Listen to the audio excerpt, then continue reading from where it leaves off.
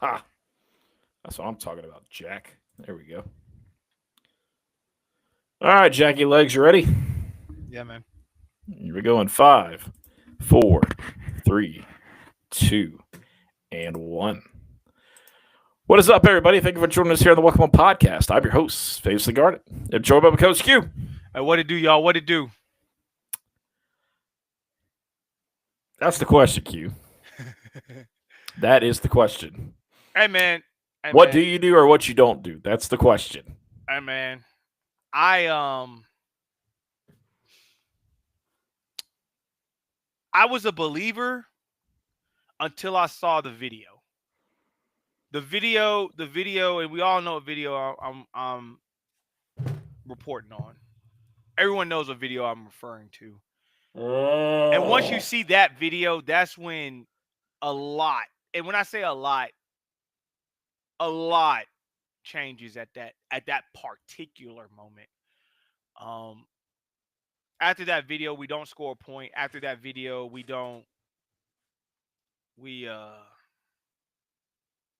we don't do a lot of things after that video, and I mean it is what it is with that situation. Truthfully, and being honest with you, um, so I also want to address this real quick. I want to I do want to address this. Do I think can right this ship? The answer to this is yes. A couple things I've heard source wise, a couple of guys I've heard that are coming back. Do I think he can right the ship? Yes. But as you know me, FG, however, comma is always my favorite thing. However, comma, I think the first time it's like work. The first time was like a verbal warning. In 2023 was like a verbal warning. Like, hey, we're not gonna write you up. We're not gonna do anything disciplinary right now. Because no matter what, Shane would have gotten to this point, even if he had back-to-back bad years, he still would have been the coach today. Like we were told unequivocally, he gets 5 years. Sure. But now Shane's at the written warning stage now. Now you're at the Shane, I'm writing you up. The next time something happens, we're going to take that measure.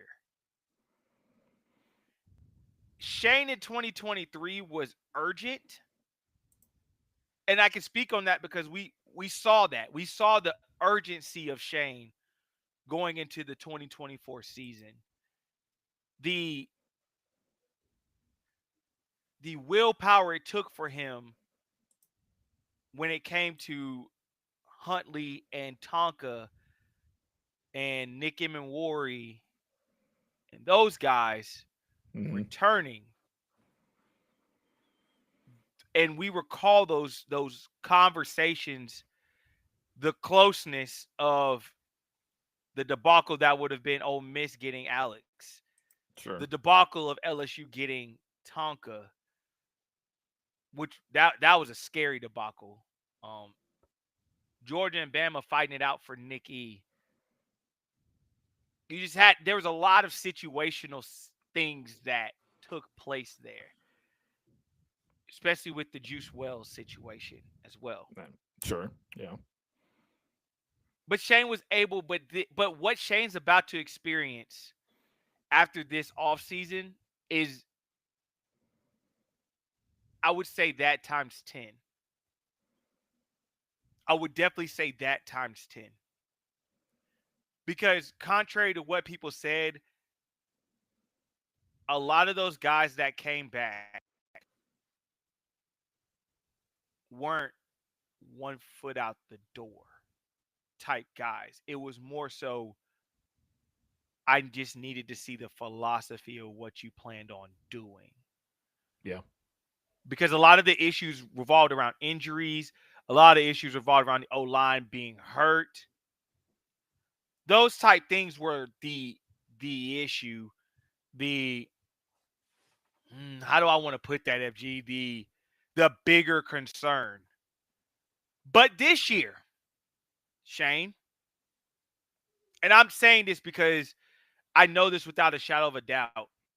And I'm putting these in the group because I want people to hear this. I don't want anyone to say they didn't know, because I'm putting this out there and FG can literally attest this is the truth on what I'm saying right now. A lot of issues right now are people don't believe Shane can be the coach. That wasn't the issue in 2023. That is the issue today. It is Shane Beamer. Can he be the head football coach? I'm telling you something that is not new. I'm not telling you something that is made up. I'm letting you know without a shadow of a doubt, there are people, players, coaches, admin, BOT, people that are asking, is Shane Beamer the coach? I love the university just as much as Shane does. But it's about being the guy. And I'm ready to tell this fact too. Had Shane Beamer won out, so winning Texas A&M, beating Coastal, beating Clemson, and winning your bowl game, and getting to 7 wins, Shane would have bought himself at least 2 more years. Next to fix it in the following year as well, even if he didn't fix it next year to the liking of people. The fact that Shane not just lost the game. Loss wasn't really the biggest deal. It was Shane blowing a 30-3 lead and losing that game is what has now put this in. It's 2026 or you're done. It's literally 2026 or Shane Beamer will not be the head football coach at University of South Carolina. Well, and here's the thing,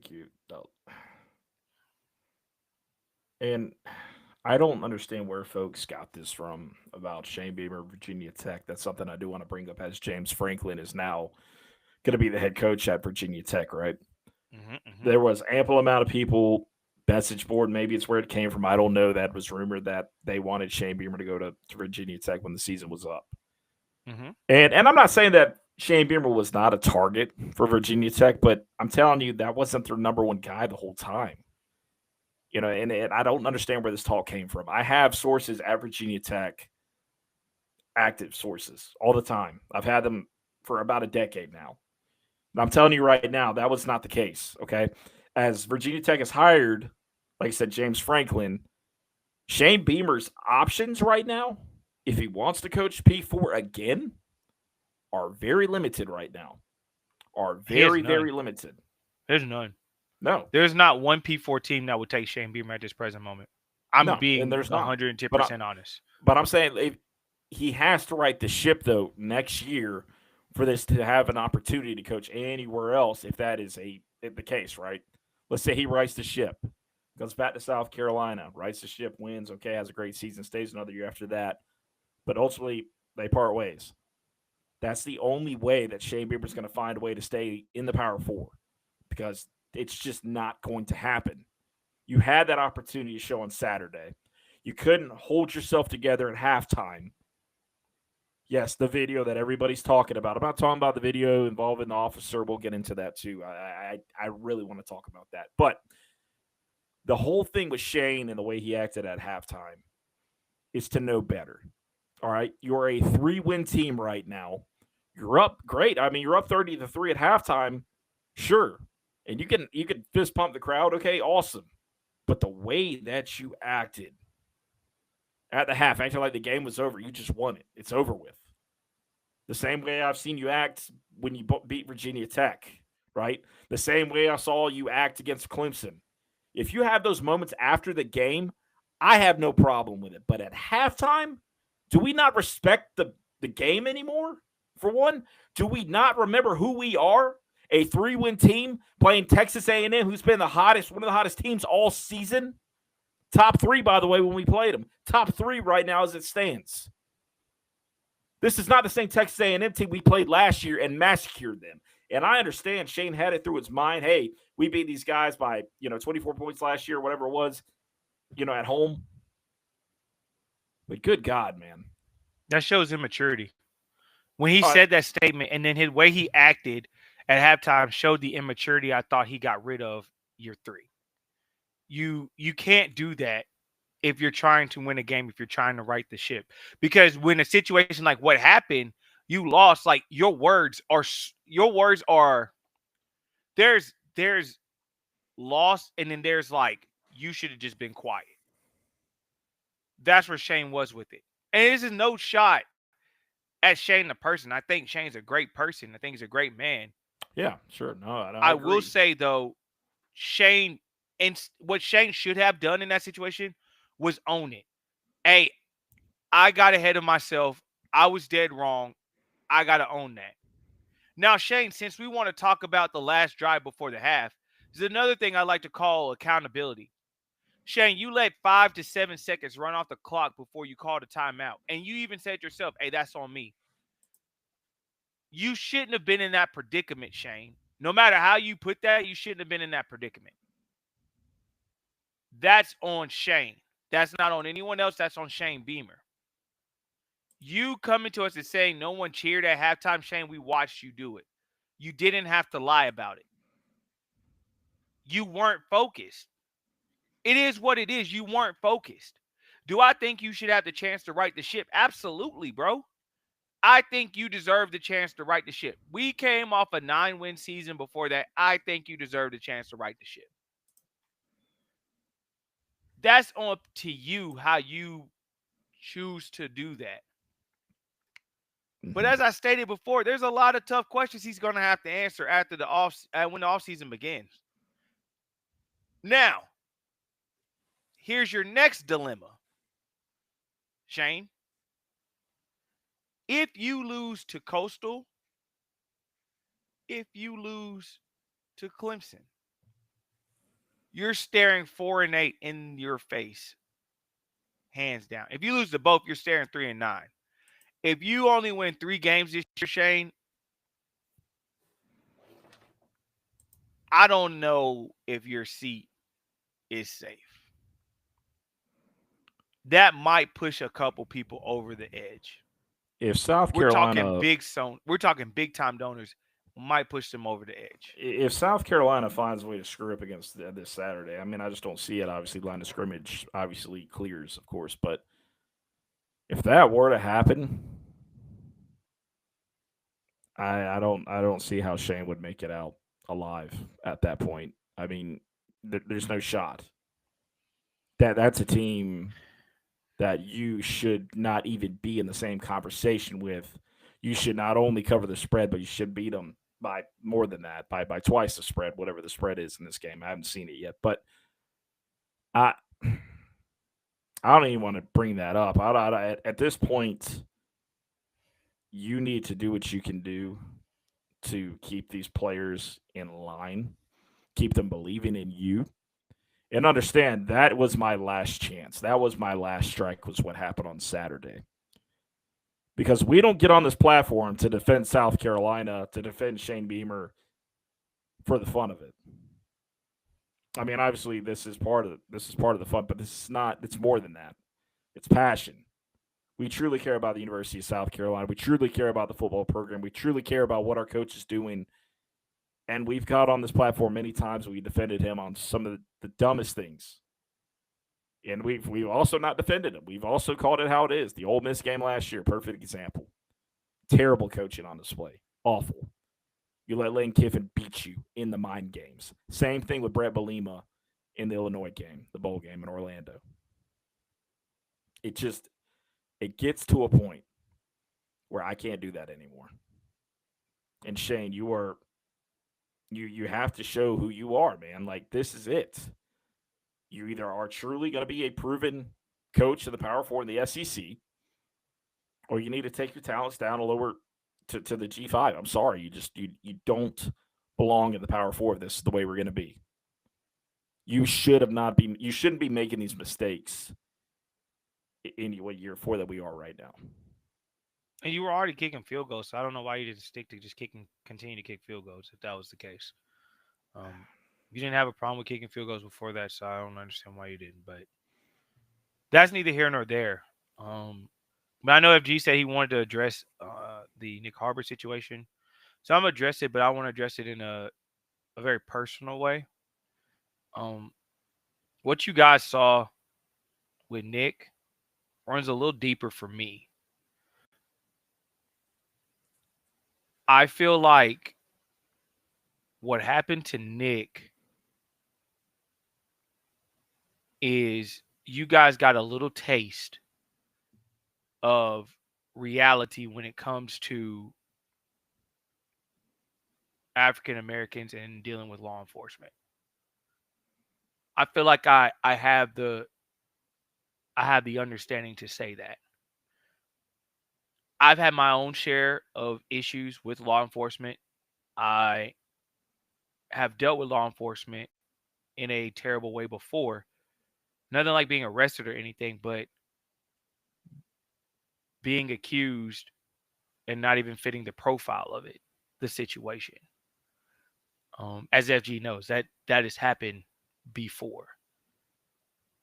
Yeah. That officer went out of his way to do what he did. And if you don't believe me, you can run the tape back.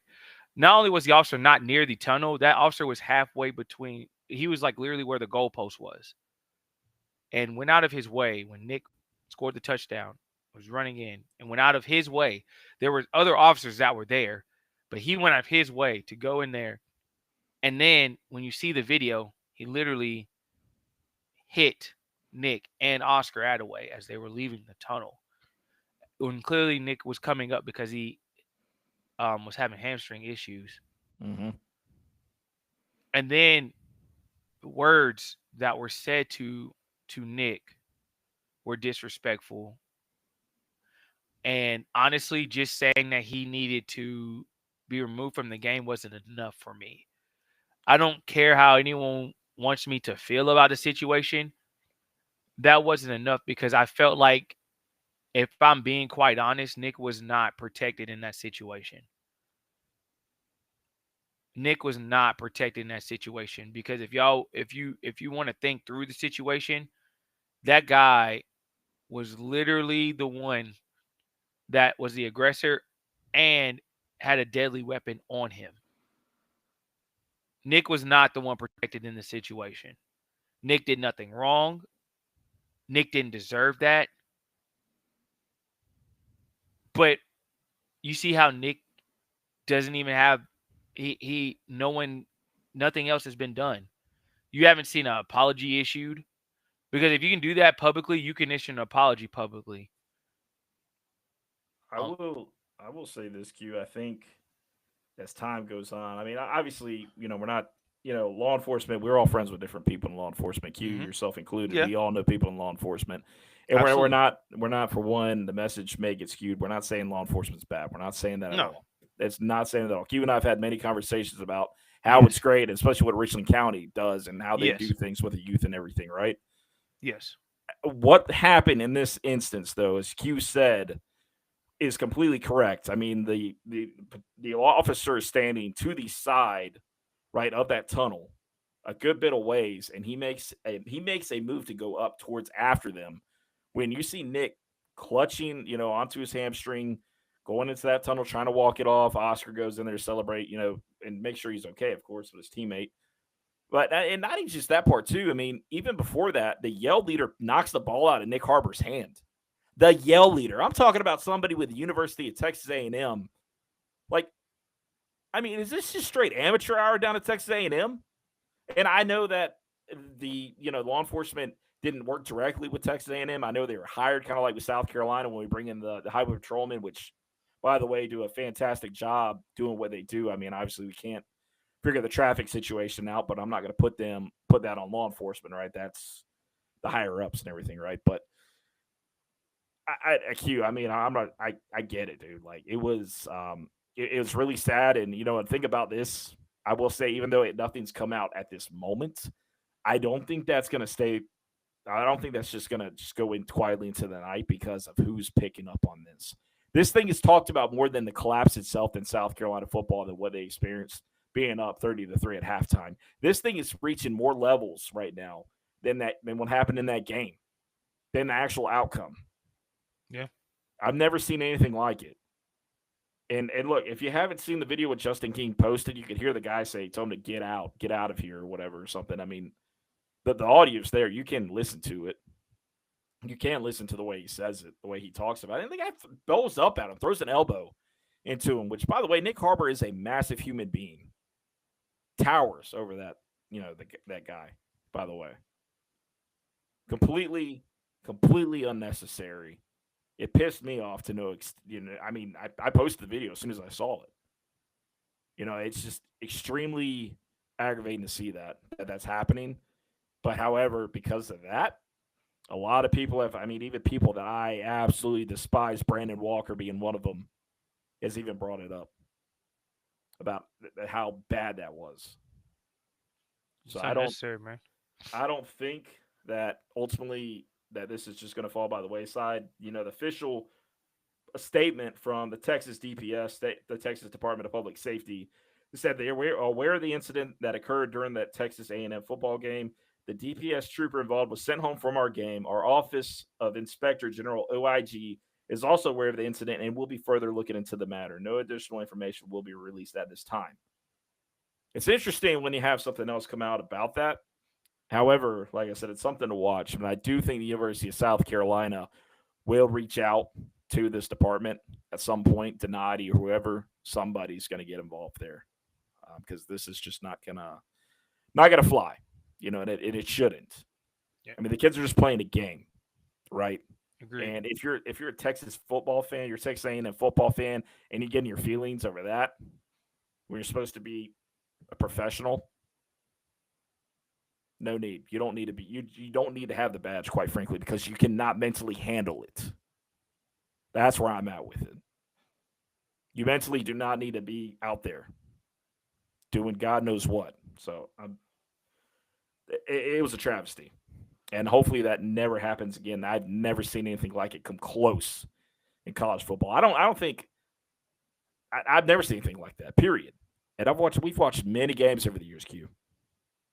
Field stormings, everything involving law enforcement, and nothing has come close to that I can remember.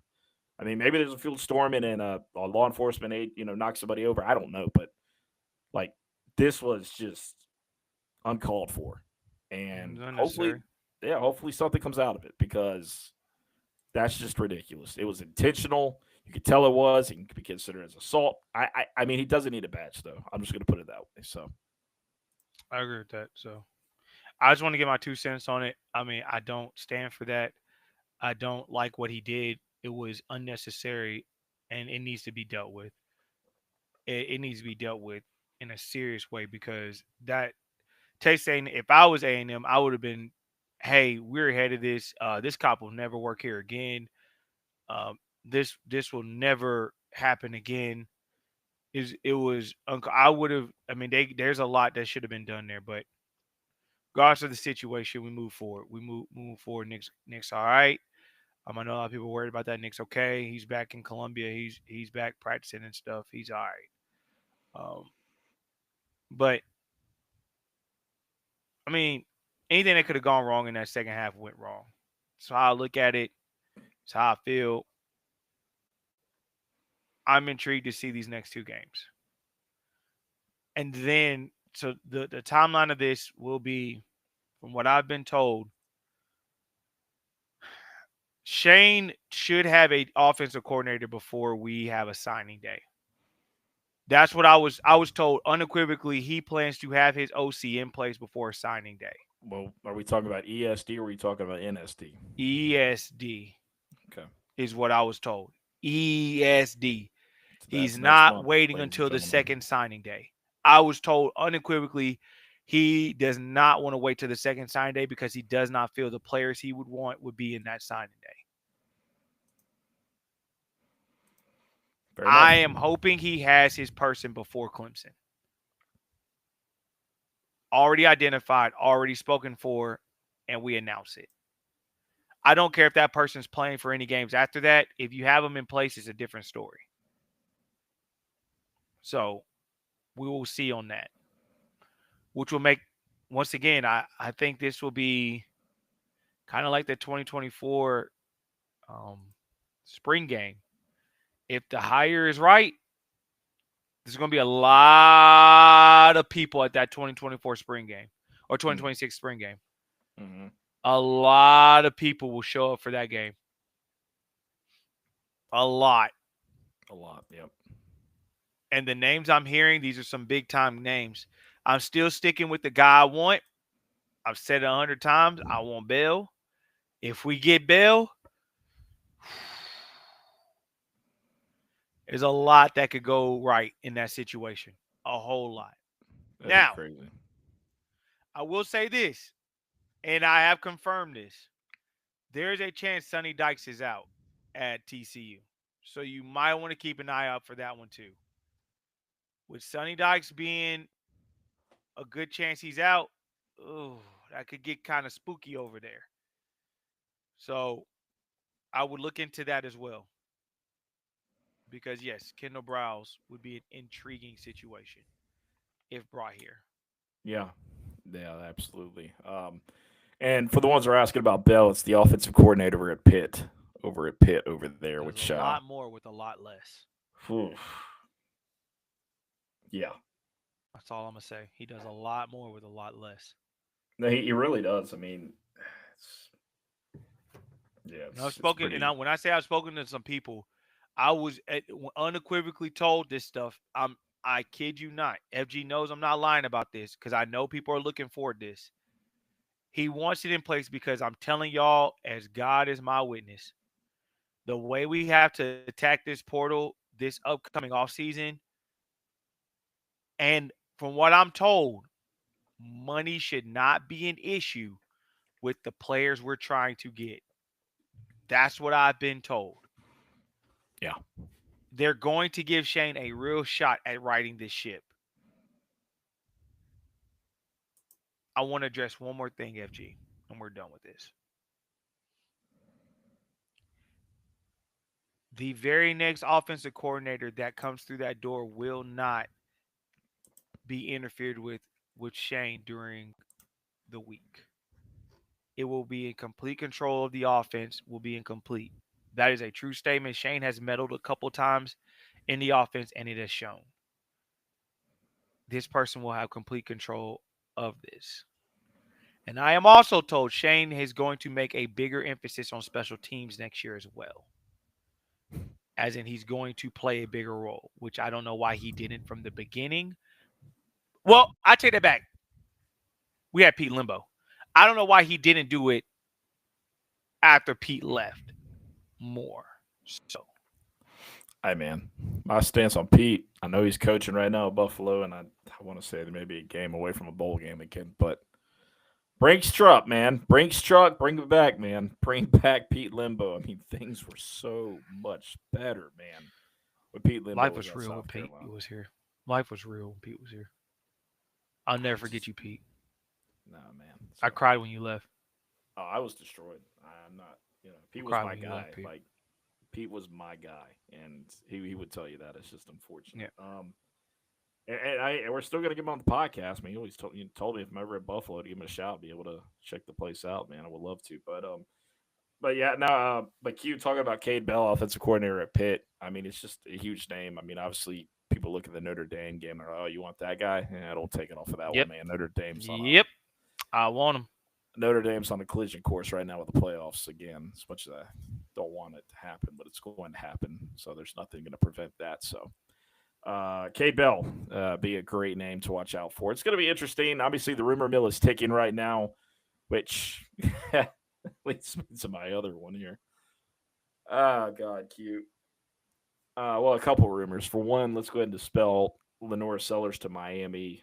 Don't understand where that came from.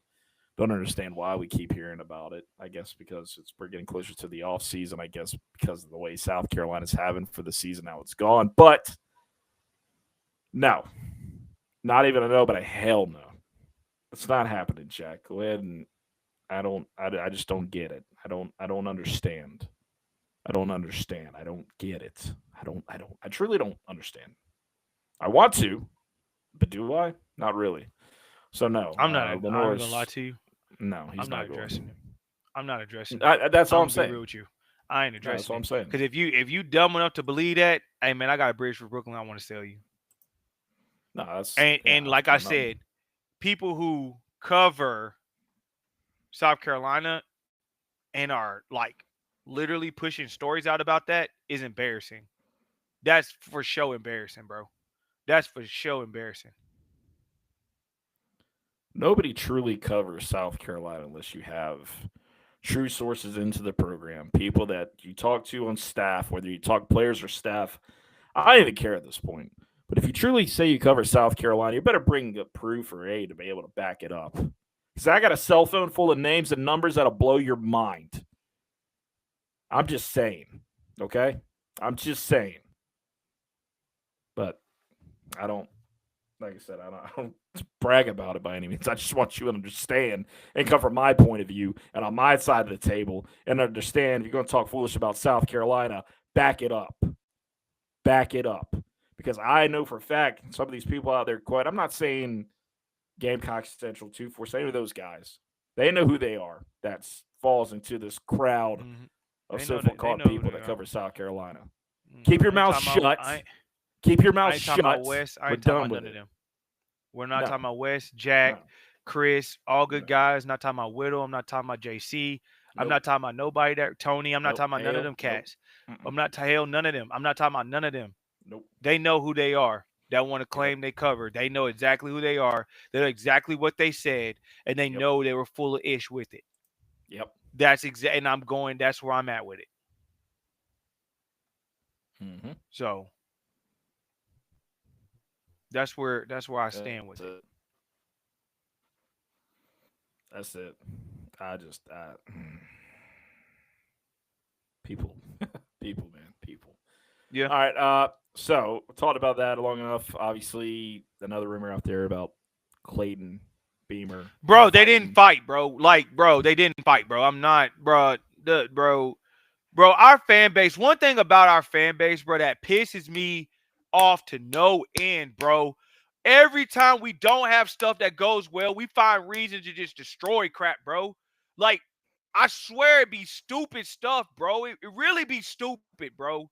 Bro, that junk pisses me off. Like, bro, that junk already got me pissed now, bro. Like, I wasn't even pissed, but, bro, I cannot believe y'all started that joint and, like, really ran with that crap, bro. Y'all really fucking ran with that, bro. See what I'm saying? I'm about to cuss y'all out, bro. Like, y'all really ran with that crap, bro. Y'all really ran with that, bro. Like, we got to take our L this year, bro. We suck this year. Take our L, bro. We don't know how to take an L. Nope. Talking about something they got in the fight, bro. Like, what are we doing, bro? Nope. Bro, man. All right. Hey, what makes me aggravated too, man, is that the people. All right, so obviously these days, it's easier for things to get out, right? Rumors can get spread. Social media is our own evil. As much as I love using social media, but there's so much evil behind it, and be able to spread nonsense, right? And that's something that becomes part of it. I'm telling you right now, back when Spurrier was at South Carolina, if you understand the heated matches between the different coaching staff there and who got into what and the players who got after each other, which, by the way, a lot of the players that you loved so much back during the Spurrier days, they they had their moments. They absolutely had their moments, and things that will not be talked about on the show unless the said players wants to talk about it, and then that can get addressed, of course. But just know that even for the coaches, even if they got into a little arguing, which the physical arguing, like physical fighting and stuff, like what are we doing, guys? Like what? Like, oh yeah, they got into it. They had to be pushed off each other. Get the really? What are you saying? Stupid stuff. Are we being serious right now? Are we being serious right now? I'd say it doesn't cease to amaze me, man. Nothing does anymore. Anyways, all right, so we're getting off of that. Let's talk basketball, man. I want to talk some hoops. Let's talk hardwood Q. Let's give it let's get it right back at we're 35-minute mark exact. So you got about a little over 20 seconds, less than 20 seconds till we run back with that. So we'll get a word from our sponsors. We'll be right back. Insanity, I swear. All right, here we go. All right, guys. Well, let's talk basketball. Obviously, men's, women's. Q, a lot of good stuff from both sides. Let's go ahead and we're going to start on the women's side first, man. That they just got done playing the other night on Saturday night at 9 o'clock in Los Angeles, California, as South Carolina, the real USC, traveled to LA on a neutral court at Sprouts Farmers Market over there and played in the real SC match. And who is the real SC or the real USC? And by God, the University of South Carolina prevails as the real USC again at 69-52 score over the Trojans. And I got to tell you, this team, the first, second quarter, it was close, man. There's a little back and forth, but South Carolina does what South Carolina does. And buddy, Joyce Edwards, Raven Johnson, Tessa, Tanaya Latson, I mean, they all looked phenomenal in this game. All looked great. I mean, dude, Okot, dude, Medina, bro, 15 rebounds. 15 rebounds. She was 4 points from a double-double. They had two Gamecocks with double-doubles, Raven Johnson and Joyce Edwards. Good. They ballers. dominated, dude. Killed it. Bro. They ain't even in full form yet, and they only playing with 9 players, bro. Mm-hmm. Everybody keeps saying Juju would have made a difference, bro. We don't have Chloe. We don't have Ashley Watkins. I mean, bro, like preach, bro. We don't even have Maddie Mouse. Like, come on, bro. Preach, bro. Preach, bro. Y'all really don't want this problems, and they just gonna keep winning. Y'all can rank them wherever y'all want to. They just gonna keep winning. But one thing for certain, two things for sure. LSU got a lot to say. We better not walk out of there with a win. We better not walk out of there. We better not walk out of that arena with a win. Because if we do, y'all better have a hell of an excuse for that bad boy. But I'm proud of Lady Gamecocks. They looking good right now. They look good. I'm proud of them. They look good. Mm-hmm. Looking forward to seeing how this season's going to play out. Yeah, they started out real nice, man. They got a game against Winthrop at home on Wednesday night at 7 o'clock, tip-off at 7 o'clock, and then they played Queens at home. And then neutral site, Duke, going to Vegas to play on True TV. And then they'll leave to play Texas or UCLA, so get Texas twice. Duke is not a good team. No. They are not a good team. Mm-mm. I thought they were going to be better than that. They are not a good team, and all they're going to do is get mad when they get down. Nope. As you saw when it came to them against West Virginia. That's it. Because Duke lost that game, and West Virginia had no bench players. Yep. Duke's not a good team. No. Carrie Lawson is really reeling right now. I kind of see why Tennessee didn't pick her to be the coach. It's making a lot more sense now because she went to Tennessee, if I'm not mistaken. I believe that tracks, yeah. Hey, look, we're going to find out. We're going to find out. But just know, South Carolina, they got one thing on their mind, and, people, they want to talk down to South Carolina. I figured they would learn this lesson a long time ago about Dawn Staley in South Carolina, but I guess not. One of those things, I guess you learn the hard way, right? You learn the hard way. I don't know what else to say. All right, so we'll talk to the men's program now, man. The Gamecocks, the men's side of things. Hey, look, undefeated, 3-0, right? 3-0. Yeah, but this week is it. This is a serious week. It is. It all Radford, Butler, and Northwestern. Yep. And here's the thing, Q. Radford, I thought would be better, honestly, so far into the season. They have not shown who they could be. Dennis Parker Jr. averages about 16 points a game. Del Jones, 15 points a game. But they're coming off some brutal losses right now, man. They lost to Cleveland State 87-82, and then they lost really bad to Rice State, man, at a final score of 92-59. Just got the doors blown off of them. Hey, man, I agree. That's tough. So, well, anyway, Radford strolls in. Columbia, CLA tomorrow night. Today, if you're listening to the Welcome On podcast on Tuesday morning, Tuesday afternoon at 7 o'clock, Tuesday, 7 o'clock. And then, the Gamecocks are going to neutral site, going to Greenbrier, the same place where, guess what? Radford got their their tails whooped by Wright State. So no, excuse me, never mind. They actually didn't go. They went somewhere else. But anyways, and Greenbrier is really cool, man. It's a small area. It's really neat. But they play Butler. All right, you're gonna find out who you are against a team like Butler, and then Northwestern, as Q's already said. So, what are your thoughts, Q, about the start for the Gamecocks? I think it's gonna be interesting. I think I'm intrigued to see what's gonna happen. With that, I'm going to be watching that game. I'm going to figure out how to watch that Butler game. Oh yeah, for sure. I mean, you've got a decent idea about who you are as a team when you play Butler. I mean, they're a very good squad. They are 3-1. They did lose to SMU their past game on Saturday, which I don't know enough about SMU to be honest with you, but they had a really good exhibition game to start out the season against Notre Dame, which they did lose that one by 1. So it's definitely something to watch. At Q as the season progresses, I want to see where South Carolina is because they played. They almost beat NC State, right? And I would call it a road environment. It was neutral, I guess, but still, a road environment. Yeah, I get it was exhibition, but everybody had all their players, dude. Everybody. Mm-hmm. Everybody had all their players.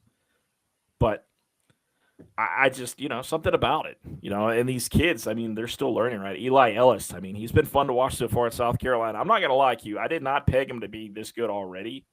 And granted, we still have a ways to go, right? Butler's a huge test to find out who Eli Ellis can be.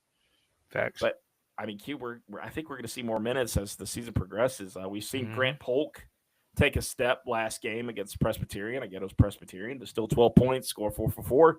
That nice windy special, you'll take or 4 for 3. I mean, you'll take that. I mean, it's a good start. So, look, I like what so far I want to see now in South Carolina. Mike, Mongolian Mike, Char jumps. I love what I see out of Mike. There's some guys I like to see more from. Looking at you, Norton, K-Pitch. I'm looking to see more from you on your end. What can you do? You look pretty good over there on the West Coast. Can do. Yep. We'll see more what he can do. I need Elijah. to get more support. Yes. Jordan Butler. I think he's come along pretty well, but I think I need to see a little bit more. So, there's things we got to see. Yeah. And how about Hayden Simeon, man? Boy can play. He was a board monster against Presbyterian, so I'm interested to see what these guys can do further. I mean, obviously, Michi's Michi. I think Miles, as he progresses, I think he can get back into his own. I pray, because you're going to need that with this basketball team. You're going to have to, right? Yeah. So, I think the Gamecocks are pretty straight right now, man. I'm really interested. Radford on Tuesday night. We're not far from that at all. So we'll see how the guys look, man. Shout out to CMB. He's having a pretty solid rookie debut out there in Toronto. He's turning a lot of heads, making a lot of good plays out there for the Raptors. So shout out to old CMB. It's good to see that. So agreed. It's been really, really good. NFL Q. NFL, we're going to wrap this thing up, man. South Carolina Gamecocks continue to be the South Carolina Gamecocks in the NFL. You look at Rico Dowdle, continue to have big games. Deebo Samuel, he's still being Deebo Samuel out there. Nick Emmanwori, we didn't talk about this, but dude, Nick Emmanwori was the Defensive Player of the Week or Rookie of the Week against the. It was last week. I think it was against the Cardinals, whoever they played. But Nick Emmanwori, man, I think he had 9 tackles, like 4 passes defended. I mean, he's Nick Emmanwori. So shout out to Nick, Mr. 803 himself. You love to see it from the kid doing his thing. Kai Kroger out there just booting the heck out of that ball, man. I believe they're on a bye week this past weekend, and he was in Columbia visiting with his team and everybody. So Kai was back in town a little bit, kind of seeing everybody, kind of see what was going on. TJ Sanders having a quiet rookie season, but he's doing his thing. Demetrius Knight, he's it's like I said, same kind of thing. I mean, the guys they're doing what they can, man. I agree. I think it's gonna. I think it's a good. They're doing good in the rookie seasons, but I know they're up there frustrated as well when it comes to their team. They're frustrated. There's no doubt. And Bam Martin Scott forcing a pivotal fumble against the Falcons that gave the Panthers the ball back on a kick return. It was big. So I tell these kids, and Q, yeah, I mean, you're his witness. I've told them many times in these interviews. I said, if you are asked to go on special teams, you get your ass on special teams. Got to do it. Got to do it. Got it. It's the only way. Sometimes the only way you get on the field. Got to do it. So I agree. I mean, people look at a guy like Maurice Brown, a walk-on, a guy that had to earn a scholarship. It's one of those things, man. An NFL team can like his physique, like what he could do on special teams. They watch the film. Because people forget about that. They watch the film of these guys. They do. I agree. So I'm intrigued to see how that plays out. Yeah, I am too. And, Q, we didn't record this episode, but Marcus Johnson commits to the Gamecocks, Michi Johnson's cousin. Mm-hmm. He was originally committed to Ohio State. Signed with the Gamecocks. He's locked in, good to go. Thoughts about Marcus Johnson, his game, Q? It's more of a true point guard, so I'm intrigued to see how he fits into the role of like a true point guard, a scoring point guard, but can definitely make the passes, the assist, everything that's needed. He can do. So I'm intrigued to see how that plays out. Yeah. And the kid's from Cleveland, Ohio, so he does have a huge basketball background. He's decent size, 6'2". So I mean, he's got something about him. But he was really good EYBL. I mean, we talked about that. Jamie Shaw has talked about Marcus Johnson a good bit with us. So I like to see what he can do, man. I really do. I think he fits the mold of what Lamont needs. Yeah. Fits the mold of what Lamont needs. So I'm intrigued to see how it plays out. Yeah, likewise. And just kind of see what he turns into, man. It's one of those, you can fill him out a little bit. He's got a pretty, I mean, I'd say he's, pretty lean right now, right? So to see what they can do with him will be very, very interesting to see what the strength and conditioning can do to him. So. And what he's able to do during his senior year. Absolutely. Too. Absolutely. So. And absolutely. And he's a natural shooter too, man. Very lower release power on it. So I'd like to see what he could do, man. I'm excited. It's facts. Yeah, but a good kid, man. 4-star point guard, top 50, depending on where you're looking at, but top 50 player in the country for the 2026 class. Marcus Johnson, officially a Gamecock, signed on 11/13/2025. So good stuff. Glad to get him in. Kind of really thought that was where it was going to go, and sure that everything played out the way it needed to. Facts. Well, that's it. Well, Q, that's it before we wrap it up. Anything else before we let it go? No, man. We were exactly where we need to be. Just keep your heads up, guys. And like I said, we're getting back to the groove. We're trying to get back to 2 episodes, so we're getting there. We're going to get there. Yep, that's it. I mean, it's everything's easier said than done, man. I can't say that enough because, life comes at you in some of the craziest ways. Yep. I agree. That's how you. Guys, appreciate y'all tuning in to Welcome On Podcast on Apple and Spotify. Appreciate y'all tuning in live on Facebook, X, YouTube, all those good places where you can catch the show live. You can rate and review the show, the Welcome On Podcast, on Apple and Spotify. Guys,